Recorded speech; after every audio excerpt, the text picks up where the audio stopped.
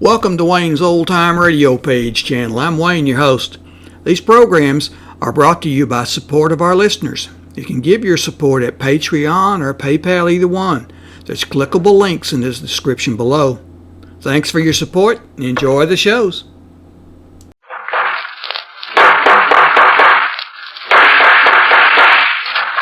What's the matter? What is it?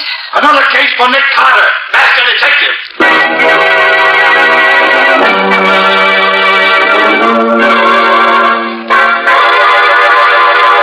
Yes, it's another case for that most famous of all manhunters, the detective whose ability at solving crime is unequaled in the history of detective fiction.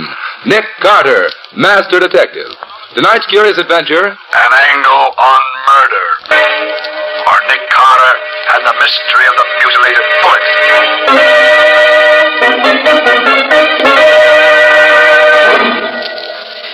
Then I grabbed her, and I wound my fingers around her throat. I squeezed her windpipe tight. Tighter and tighter. What's the matter, Patsy? Oh, Nick, put the lights on. All right. And I said I wanted to hear the recorded confession you made of that mad murderer who killed his wife. I didn't think I'd have to listen to it in the dark. Well, that's the way we got him to confess in the first place. Oh, I'll take it, Patsy. Okay, Nick. Nick Carter's office. I'd like to talk to Mr. Nicholas Carter. This is Nick Carter speaking. Oh, hello, Nick. This is John Hammel, the banker's associates. Oh, hello, John. How have you been? Nick, I'm in trouble. I can't discuss it over the phone. How soon can you meet me? Where? On West Street, around the corner from the Greystone building where my offices are. Please get there as fast as you can. All right, John. I'll be there in 10 minutes. Thank you.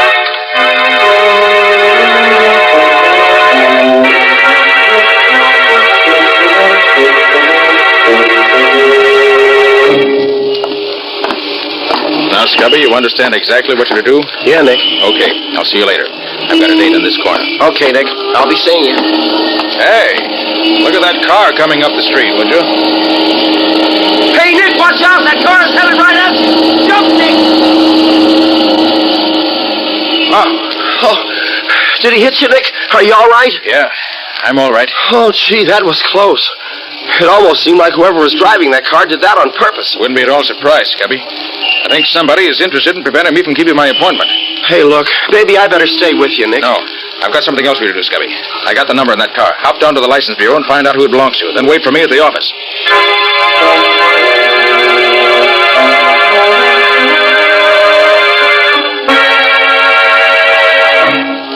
Oh, Nick.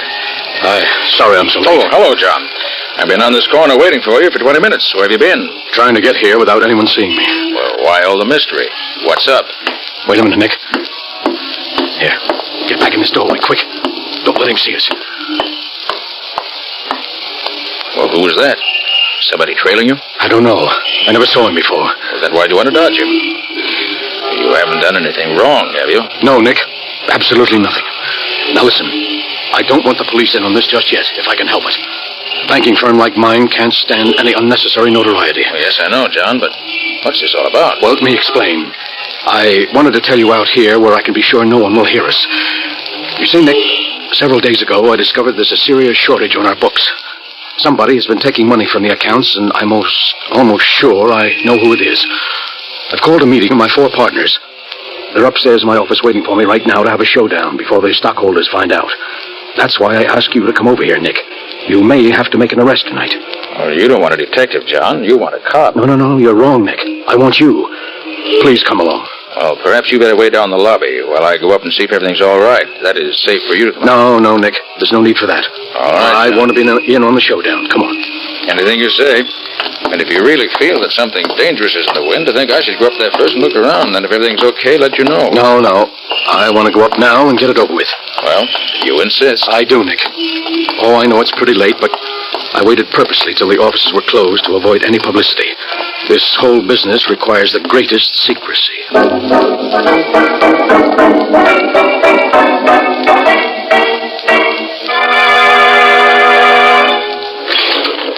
24th floor. Oh, this is our floor, Nick. After you, John. Oh, thank you. Kind of dark in this hallway, isn't it? Yes, the lighting isn't any too good here, but John, are you hurt bad? Nick, What is it? I mean, what's happened? Why is it John? Quiet, please, quiet. Gentlemen, John Hammel is dead. John Hammel is dead, but that's terrible, terrible. How did it happen? That's what I want to know. You seem to know him. Who are you? I could ask you the same question. Who are you? I'm Nick Carter. Nick Carter, the detective? Yes. Oh, well, my name's Tom Burdick. I'm one of Hammel's partners, and these are the others. Mr. Carter, I'm Emil Garrick, and this is Arthur Nelson and Alan Cornish. How do you do, Mr. Carter? You're Cornish, huh? Yes, Mr. Carter. What do you know about this? Nothing. I was in my office all the time. Oh, that's not true, Cornish. I saw you go out in the hall just a few seconds before Hammel was shot. That right, Cornish? Yes, I did go out for a moment. But when the shot was fired, I was back in my office. But why question me? Why don't you ask Burdick where he was, or Nelson McGarrick? Well, I can easily explain where Mr. Nelson and I were. We were both together in my office preparing some papers for tonight's meeting. That's right, Mr. Carter. I was with Mr. Garrick. Which of you men belong to which office? Well, you can see the layout yourself, Mr. Carter. They all open off this L-shaped corridor. First comes Nelson's office, then Burdick's. They're on the long leg of the L. Then on the corner at the end is Cornish's office, directly in line with the corridor to the elevator. And Garrick's office is around the corner on the short leg of the L. That's right. That's out of sight of the elevator completely, isn't it? Sure, you can't even see the corridor from my office. So I see. Then, Cornish, your office is the only one which faces the corridor. I'd like to have a look at it. All right. This way.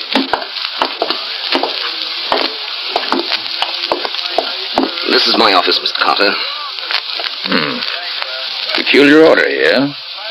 Let's see. Well, what have we here in this umbrella stand? A gun. What?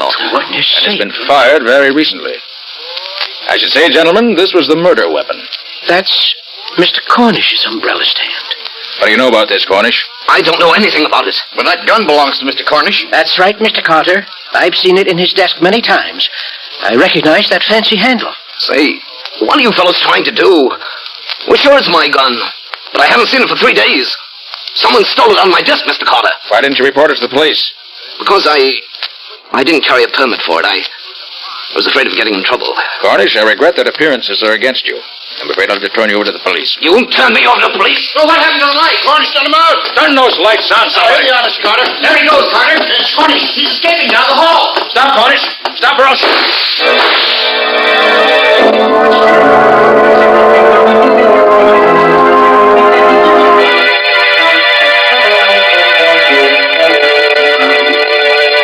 You see, Patsy, I was right with Hammel when he was murdered. What I can't figure out was how he was shot when there was no one else in the hall with us. Don't ask me, Nick. And here's something else. I heard only one shot fired, but Cornish's gun had 3 empty shells. And to top it all off, here's the bullet that killed Hammel. The coroner gave it to me. Notice how it's all banged up? Yes, how did that happen? I wish I knew. Patsy, if I knew the answer to that, I think I know the answer to this whole case. Until we find Cornish. I'll get it. Hello, Carter? Yes, this is Nick Carter. Oh, this is Alan Cornish. I suppose I'm a fool for calling you up, Carter, but I need help. I'm desperate and I can't go to the police. You've got to help me prove I didn't kill Hammel. Why'd you run away, Cornish? Because I was scared. Lucky for me, you didn't hit me. Don't worry, Cornish. If I'd really wanted to hit you, I would have. Where are you now? I'll tell you, but you've got to promise to come alone.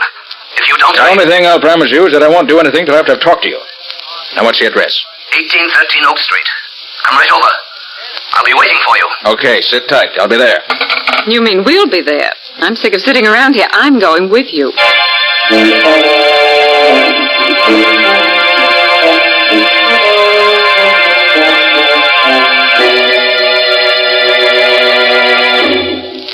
"1813 Oak Street. This is it, Betsy." Gosh, what a creepy-looking place. Certainly not very attractive. Well, come on, let's go in.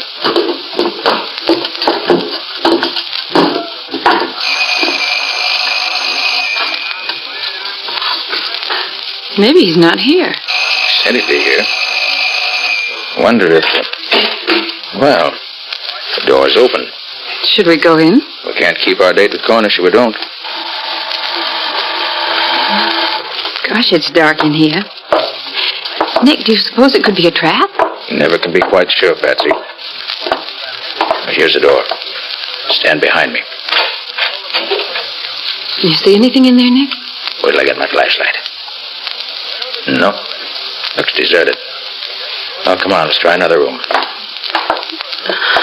Gee, this place gives me the jitters. practically deserted. Maybe he's in here. Stand back, Patsy. No, nothing in there. Maybe he got scared after he called you and slipped away. We'll soon find out. There's another door. Over there.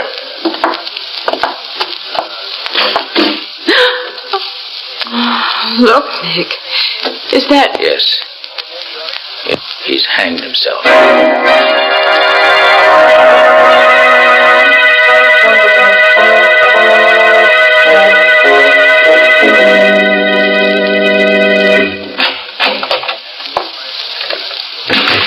Well, Nick, I don't know why he came back to the office again tonight. Cornish is dead. I guess that closes the case. Patsy, I'm not satisfied. When I talked to him on the phone, he certainly didn't sound like a man who was going to kill himself. When a man wants to prove himself innocent, he doesn't commit suicide. No, Patsy, there's something about that hanging that's bothering me, and I can't lay my finger on it.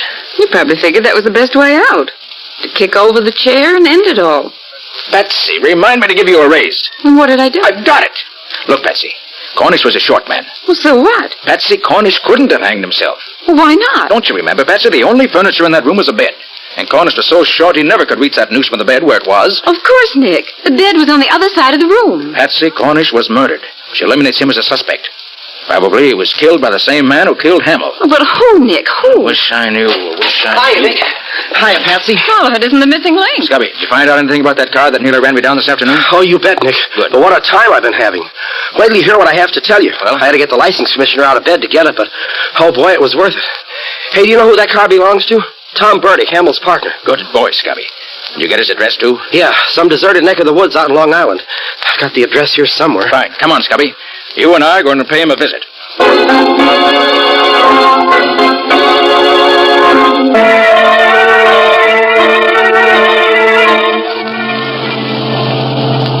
You know, Scubby, the more I think of it, the more it looks as if Tom Burdick might be mixed up in this some way. Oh, I hope so, Nick. Otherwise, we're using up a lot of gas in this jalopy of mine for nothing. Hey, have you noticed anything funny, Nick? You mean that car that's been trailing us for the last few minutes? That's it. What do you make of it, Nick? I don't know, Scubby. But I think we'll be finding out quickly enough. They're overtaking us. Better step on it. Okay, Nick. Here we go. How are we doing? Not so good, Scubby. They're still gaining on us. Can you give her any more gas? I'll try. There. They still coming up? Yes, Scubby. And fast. Dutch, Scubby, they're shooting at us. You're telling me? Watch it. Here they come. Well, I've done all I can, Nick. This old bus won't go any faster. Well, let's try no stick, Scubby. When they get close to us, slam on your brakes and pull over to the side of the road. Yeah? They won't be expecting that. It may throw them completely off balance and spoil their aim. Okay, Nick, you say when. Now, pull over.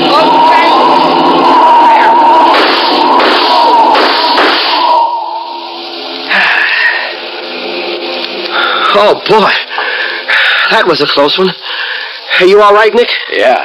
Well, we won't see them anymore for a while. Get going, Scubby. We gotta make up for lost time.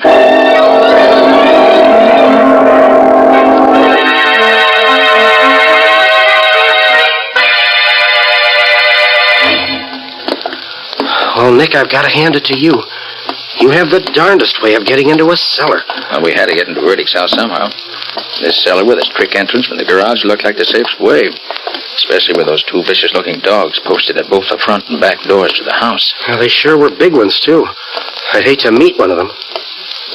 Hey, where do you think this is going to lead us to, Nick? We should find a stairway going upstairs, unless I'm very much mistaken. Yeah? Yeah. Here's one. All right, let's go up. But careful. All right, Nick, you lead the way. I'm with you. Here's the door. Well, I hope it's open. No, darn it, it's locked. I'll soon fix that.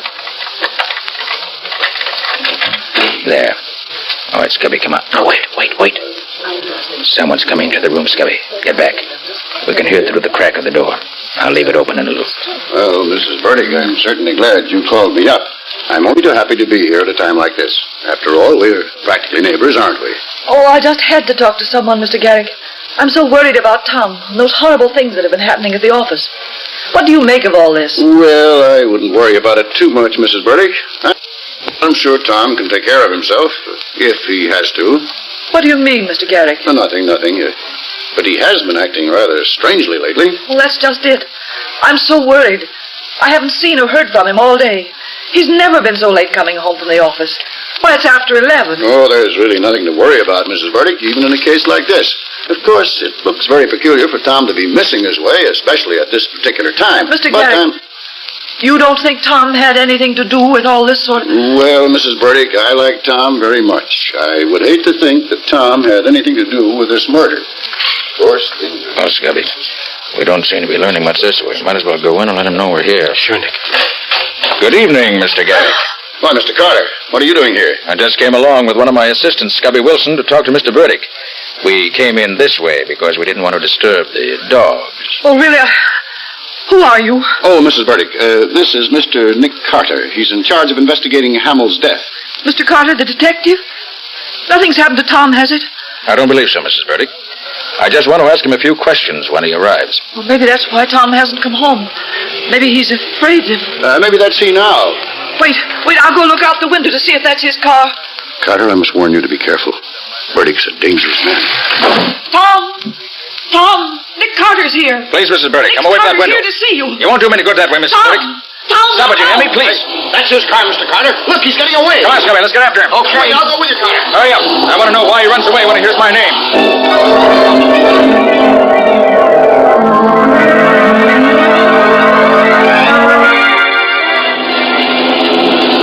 I hope this car of yours stays on the road, Carter. Don't worry about it, Mr. Garrick. Carter, I didn't want to say too much in front of Mrs. Burdick, but we've all been afraid of Burdick. All right. Scubby, just keep your foot on that throttle and keep after him. Oh, boy, we sure made that one on two wheels. Nick, I'm pushing this crate as fast as she'll go, but we don't seem to be getting any closer. That car of Bertie's can sure step. As long as we hang on and don't lose him, I'll be satisfied. Hey, watch it. We're coming to a railroad crossing. So I see. Well, maybe we can head him off now. If Burdick tries to beat that limiter to the crossing, he's crazy. Look, Carter, I think he's going to try to make it. He can't do it. He'll be killed.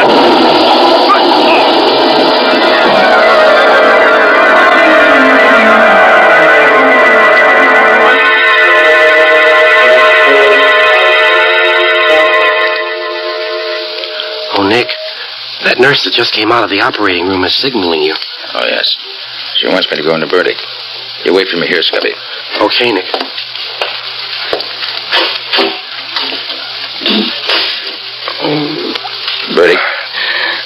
Burdick, can you hear me? Yes, Carter. I can hear you. Carter, I'm a dying man. Yes, I know. I swear to you, I didn't kill Hammel or Cornish. Then why did you try to run me down with your car this afternoon? Carter, I didn't do that. All I know is that for several hours this afternoon, my car was mysteriously missing. I didn't find it again until I started home this evening. Bertie, why did you run away from your home tonight when your wife told you we were there? How about the securities we found on you after the wreck? It wasn't you. It was securities. I took them so that... Oh. Yes, Burdick? Why did you take them? I took them so I could keep him from stealing them. Who? Burdick, who? Burdick, who's he? Carter. Front office. Bottom drawer of desk. Something will lead you to murder. Yes, Burdick? Who's the murderer? He is... Oh. Burdick. Oh, poor chap. If you'd spoken sooner, you might have lived longer.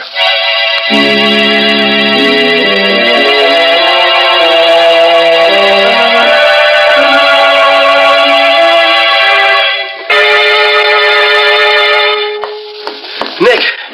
Oh, Nick, I got here as quick as I could. Have you found anything yet? I think so. Scubby Burdick wasn't lying to me. I found this in the bottom drawer of the desk in the front office here. A book. Well, is that what Burdick meant? Just look at that title. Studies of various angles of bullets in flight. Well, so what, Nick? Scubby, that's the way Hammel was killed. It all adds up perfectly. Now I know why I heard only one shot when I found 3 empty shells in the murder weapon. 3 shots were fired, but 2 of them were fired at a different time from the 3rd. Well, do you know where the other 2 bullets are, Nick? I do. Follow me out in the hall and I'll show you. Yeah? You see, Scubby, as soon as I found that book in the flight of bullets, I did a bit of looking around, and I finally found them. Oh, where are they? In the office here? No, Scubby, in the corridor. Right over there in that dark corner, embedded in the wall beside the elevator shaft, about a half a dozen feet from where Hammel was killed. Well, what are they doing over there? Scubby, this was a very ingenious crime, and if you watch carefully, I'll show you just how ingenious it really was. Now, you notice that Cornish's office is the only one facing the corridor leading from the elevator. Yeah. So what? Well, in order to shoot someone coming down the hall, the murderer, if he were in any office but Cornish's, would have to step from his office out into this corridor and be seen, right? Yeah, right. But our murderer was very clever. I got the answer when I located the book, and when I found these embedded in the wall beside the elevator shaft. The 2 missing bullets. Right. Well, hey, they're all banged up. Precisely, just like the murder bullet. And that's what gave me the answer. You see, Scubby, Yeah. the murderer never left his office. He stood inside the front office, the one around the corner, on the lower leg of the L-shaped corridor, and aimed at that steel pillar built into the wall over there. When the bullet hit the steel face of the pillar, it was deflected into Hammel's lungs. Look here. You see these marks in the face of the pillar here? Where? Oh, yeah. Those are the bullet marks. Oh, well, gosh, Nick, that's fantastic. Hey, are you sure you're right? Positive. Don't you see, Scubby? That explains the other 2 shots that were fired. They weren't fired at Hammel, and they weren't fired at the time the murder was committed. They were practice shots used by the murderer to be sure he had the correct angle from which to shoot Hammel. Gosh, Nick, I've certainly got to hand it to you. Yes, but we still have to get the murderer. But how? And who is it, Nick? I rather think that if we step back in the office and wait, we'll find out soon enough, Scubby. Well, what do you mean, Nick? I mean that whoever it is will be in this office within the next few minutes, because after my discoveries, I made a couple of phone calls, and I invited the 2 remaining partners to meet me here. Shh. Here comes someone now. No. Oh, how do you do, gentlemen? Oh, hello, Garrick. I got your phone call, Carter, and I got here as fast as I could. Garrick, have you seen this book before? Studies of various angles of bullets in flight. Why, yes, now that I think of it, I think I have. Does it belong to you? No, it doesn't. But I remember that one day when I was with Mr. Nelson, he stopped in front of a bookshop and looked at it. Rather closely now that I think of it. Yes, I'm sure it was Nelson. Very interesting. Now tell me, Mr. Garrick, when the murder was committed, are you positive that you and Mr. Nelson were in this office together? That's right, Mr. Carter. And you show me exactly where each of you stood at the time the shot was fired. Well, now let me see. I was here, facing the window, and Nelson was, standing right about here by the door. I see. And did you notice in which direction he was facing at the time? Yes, I remember. This way, facing the corridor. In other words, the way he was standing, you could see him only in profile. That's right. Well, there's no question but that's how it was done, Scubby. The murderer planted himself in this office so that he could establish a strong alibi. He then took the gun from his pocket, unseen by the other person in the room, who could see him only in profile, and then fired it at that steel pillar. Then as he ran into the corridor with the rest, after Hammel was dead, he dropped the gun into the umbrella stand in front of Cornish's office. Well, Carter, do you mean that Nelson is the one How who... do you do, gentlemen? Did I hear my name mentioned? Yes, Nelson, you did. Why did you kill Hammel and Cornish? Please, Garrick, don't be ridiculous. Oh, Nelson, does this book look familiar to you? This book?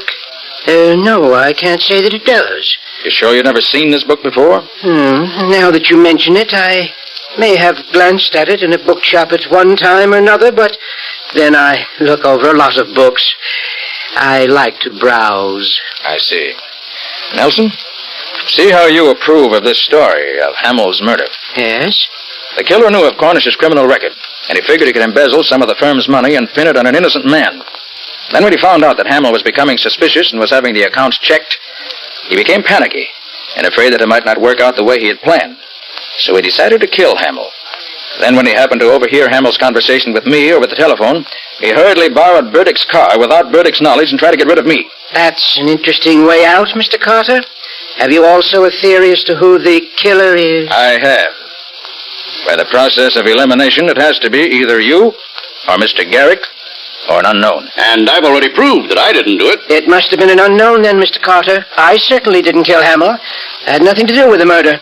When the shot was fired, I was right here in this room with Mr. Garrick. He can testify to that. He has already, Mr. Nelson. In fact, Mr. Carter, I was standing right here facing the window when the shot was fired. Oh, no. That's where I was, Mr. Carter. Standing here at the window. Now, please, Garrick. Please, now, gentlemen, please. You don't have to argue about it. I know who was at the window, and I know who fired the fatal shot. Scubby, take a look at the flyleaf of this book. Well, what are they, Nick? They look like the scribbles that some guys draw when they have nothing else to do. Oh, doodles, they call them. Exactly. While I was looking through the various offices, I found some papers with these same doodling marks on them in one of the desks. And these marks were made by the murderer. Garrick, I arrest you for the murder... He's got a gun! Now, Scubby, pick up the pieces. Oh, boy. There's the murderer, Garrick. He's also the man who tried to murder you and me last night on the road to Burdick's home. Well, I'll be... You see, Scubby, Burdick has his suspicions about Garrick. That's why we found those securities on him. He took them so that they wouldn't fall into Garrick's hands. He'd suddenly found out that Garrick was an unscrupulous crook. And that was the reason he ran when Mrs. Burdick called him. He saw Garrick at the window and was afraid of him. Well, Nick, I must say he had me fooled when he said that Nelson was standing at the door of the office here when he was really there himself. Yes, in telling us who was in this office, our clever murderer just reversed the positions in which he and Mr. Nelson were standing when the murder was committed. But once I saw the marks on that flyleaf, I knew who stood where. And that's why I had Nelson come up here, to force Garrick's hand. Well, Nick, one way's as good as another as long as you get results. And you always seem to do that.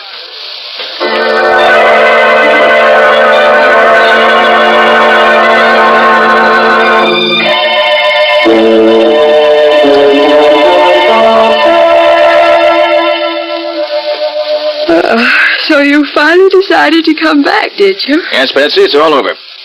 Well, I think you can go home now. Why, Mr. Carter, are you sure you can spare me? Why not?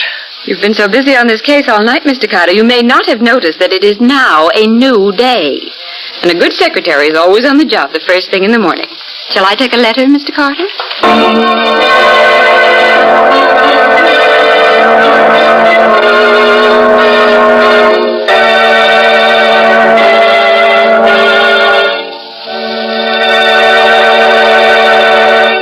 This was another strange experience of Nick Carter, Master Detective, called An Angle on Murder, or Nick Carter and the Mystery of the Mutilated Bullet. Another of the curious adventures of Nick Carter, which are brought to you by WOR Mutual. And now, Nick, what's next week's story all about? Well, when this case was first brought to me, it seemed so routine and uninteresting that I practically turned it down. But it was far from routine once you got into it, wasn't it, Nick? Yes, indeed. So far from it that I almost got myself bumped off investigating it. It's really the story of a man who thought he was so much cleverer than Nick that he could outwit him every time. Don't suppose he got away with it? No, he found he wasn't really so clever after all. Like practically every criminal I ever met, he gave himself away by being too clever. Well, sounds like an interesting tale, Nick. Not only interesting, but downright exciting. But more of that next week. So long, folks. So long. And so long to you, Nick and Patsy. In the strange adventure you've just heard, Nick Carter was impersonated by Lon Clark, Patsy by Helen Choate, and Scubby by John Kane. The story was written for Nick Carter by George Gordon. Original music was played by Lew White. The entire production was under the direction of Jock McGregor.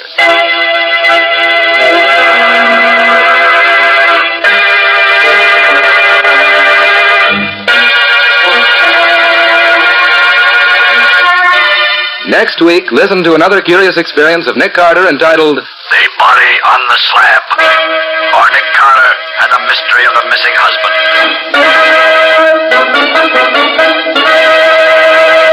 This story is a copyrighted feature of Street and Smith Publications, Incorporated. Beginning Wednesday, November 3rd, The Return of Nick Carter, which is produced in the studios of WOR, will be broadcast over most of these stations on Wednesday evenings at 8:30 Eastern Wartime. Remember the new time, Wednesdays at 8:30 Eastern Wartime, beginning Wednesday, November 3rd. This is Mutual.